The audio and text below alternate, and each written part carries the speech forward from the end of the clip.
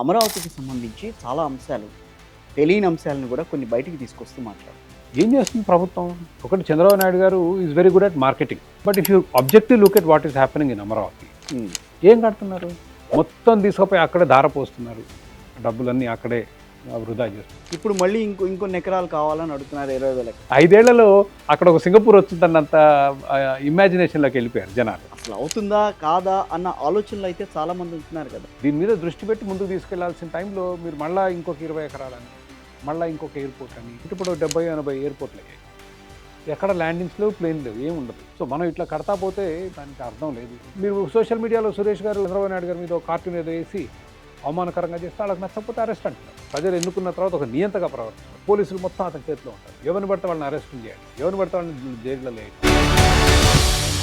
ఈ పిల్లలకి ఒక్కొక్క విద్యార్థి మీద దాదాపు ₹1,00,000 ఖర్చు చేస్తుంది ప్రభుత్వం సంవత్సరం. ఆ డబ్బు వాళ్ళకి ఇచ్చి నచ్చిన దగ్గర చదువుకోమని. 10 సంవత్సరాల మన్మోహన్ ప్రభుత్వం మర్చిపోయింది లిబరలైజేషన్. మోడీ గారు అయితే అసలుగే మర్చిపోయింది. అదేంటి ఇప్పుడు అన్ని కూడా లిబరలైజ్ చేస్తున్నారు. ఏం చేశారు? ఎయిర్ ఇండియా తప్ప. బట్ ఆ స్టీల్ ప్లాంట్ని కంటిన్యూ చేయాల్సిందే, గవర్నమెంటే తీసుకోవాలని. 90లో వచ్చిన సరళీకృత ఆర్థిక విధానాలు ఎవరో చెప్తే చేసింది, కానీ మనకు చైతన్యం వచ్చి చేసింది కాదు. జంజీ లేవాలి, పోరాటం చేయాలి, ఇవన్నీ లెఫ్టిస్ట్ భావాలు కదా. She's on YouTube but see she young right. Yes. ఇప్పుడు చంద్రబాబు నాయుడు గారు మొన్న ప్రైవేటీకరణ అంటే ఏంటి, మీరు ఎవరు పని చేయరా, పని చేయకుండా మీకు జీతాలు ఇవ్వాలా అన్నందుకు వీళ్ళకి అసలు ఎనలేని కోపం వచ్చింది.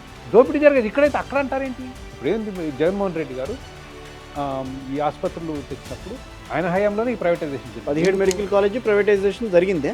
ఓకే, ఎట్లా జరిగిందని ఎలా జరిగింది?